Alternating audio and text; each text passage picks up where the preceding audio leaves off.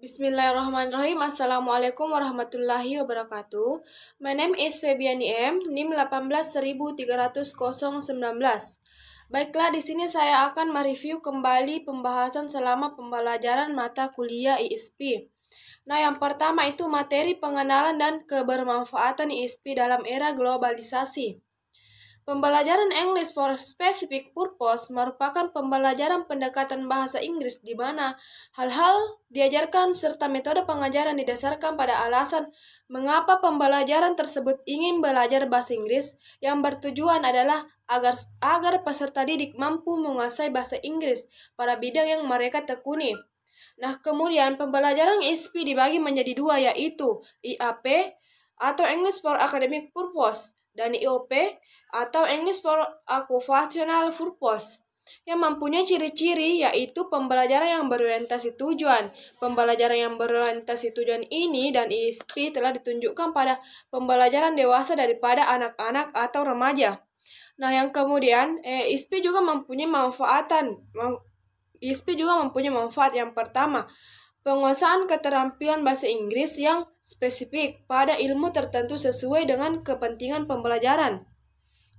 Nah, yang kedua, menunjang pengetahuan mahasiswa terhadap bidang ilmu di program studi yang mereka pilih, terutama mengeksplorasi sumber-sumber pengetahuan yang menggunakan pengantar bahasa Inggris. Nah, selanjutnya soal seputar ISP. Berapa banyak topik atau materi ISP yang disebutkan dalam video ini? Asli ISP, pengembangan ISP, pendekatan ISP, teori deskripsi, bahasa pembelajaran, analisis kebutuhan, pengembangan silabus dan materi, metodologi, dan peran guru ISP. Nah, apa perbedaan bahasa Inggris untuk tujuan general dan bahasa Inggris untuk tujuan tertentu? Bahasa Inggris untuk tujuan umum yang pertama, mempelajari tata bahasa, kalimat, dan struktur bahasa. Nah, yang kedua, meningkatkan 4 keterampilan bahasa secara umum, atau mendengarkan, berbicara, menulis, membaca. Nah, yang terakhir, tidak ada tugas tertentu. Nah, kemudian bahasa Inggris untuk tujuan tertentu. Yang pertama, ISP didasarkan pada kebutuhan pelajar. Yang kedua, ISP menggunakan kosakata khusus. Yang ketiga, ISP menggunakan berbagai taktik untuk mencapai targetnya. Yang keempat, ISP adalah tentang kebutuhan pelajar yang berorientasi pada tujuan. Yang kelima, ISP tidak hanya mengajar bahasa Inggris, namun guru harus memperhatikan apa yang menjadi kebutuhan siswa.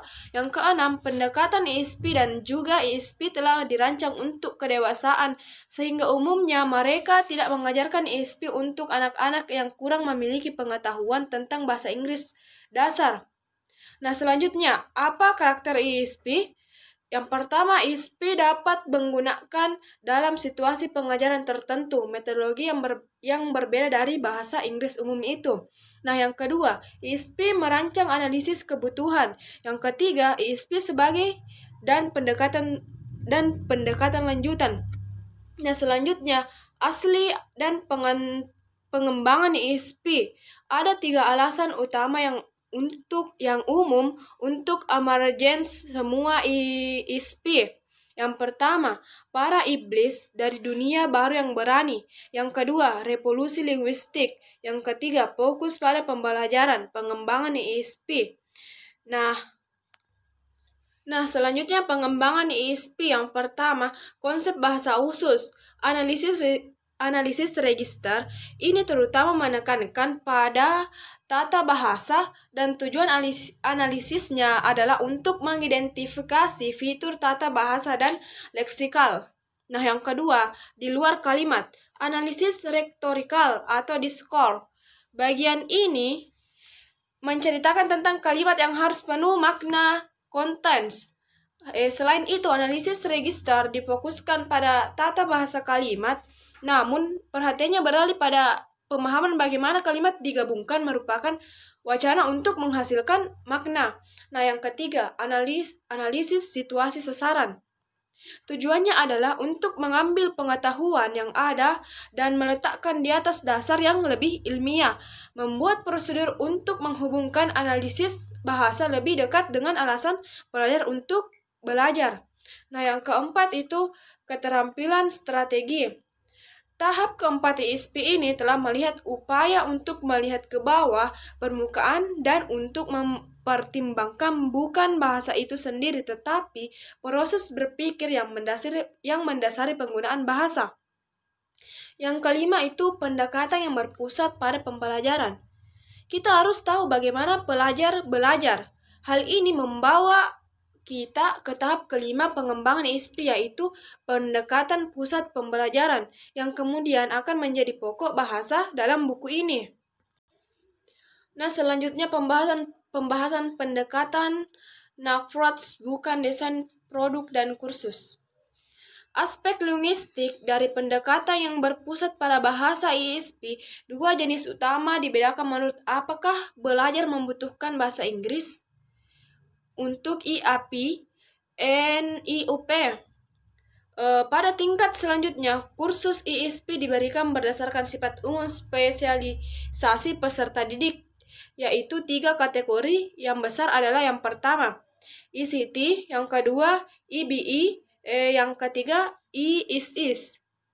Mana Kak?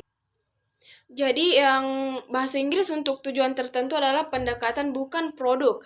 Nah, yang pertama ISP, bukanlah masalah pengajaran bahasa Inggris atau prioritas khusus. Yang kedua ICP, bukan hanya soal kata-kata efektif dan efisien. Nah, yang selanjutnya itu desain khusus atau desain kursus. Desain tentu saja banyak pekerjaan yang dilakukan oleh guru ISP berkaitan dengan merancang kursus yang sesuai untuk berbagai kelompok pelajar. Nah, selanjutnya itu pembahasan produk, dan desain kursus.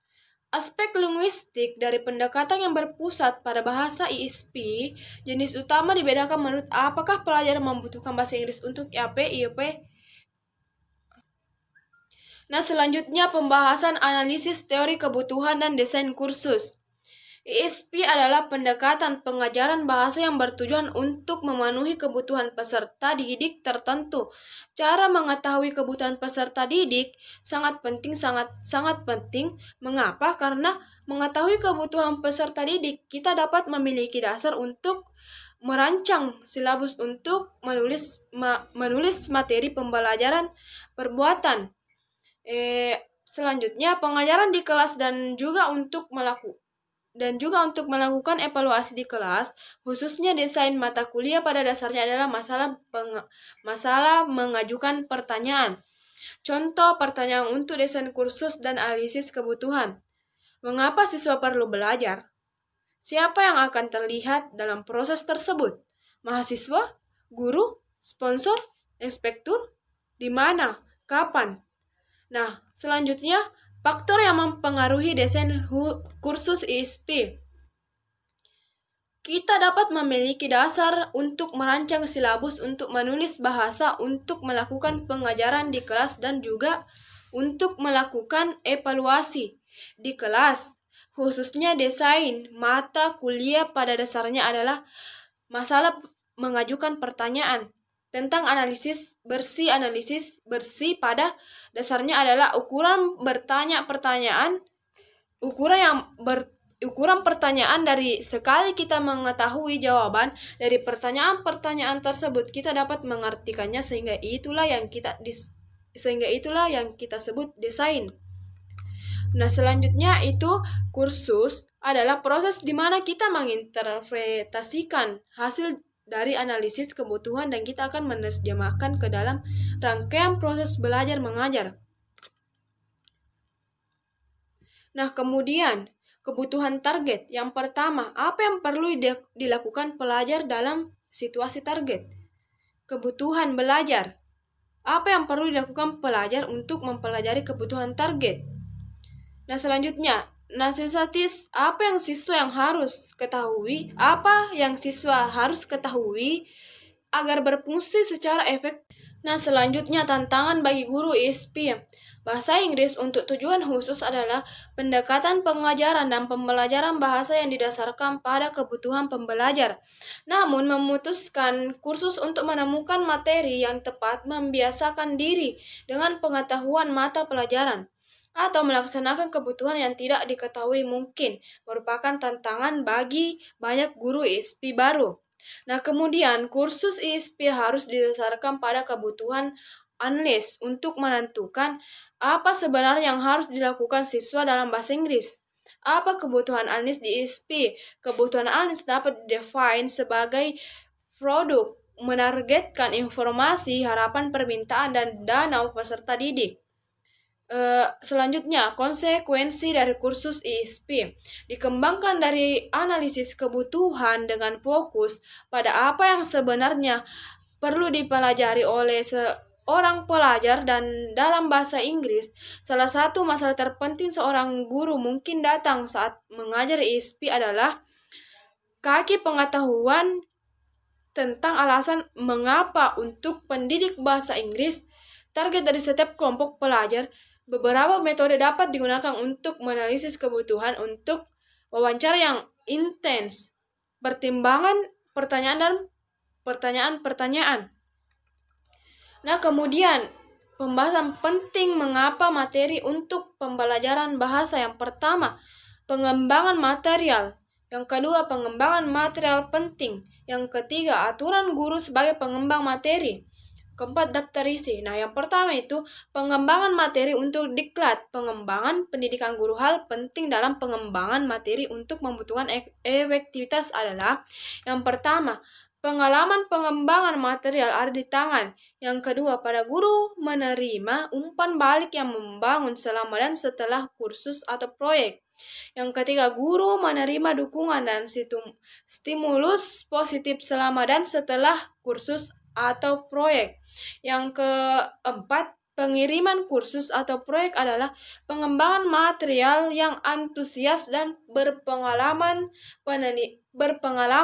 Yang ketujuh, pembawa kursus atau proyek memiliki pengetahuan tentang penelitian akuisisi bahasa kedua, penelitian ruang kelas, dan bidang lain yang relawan dari linguistik terapan.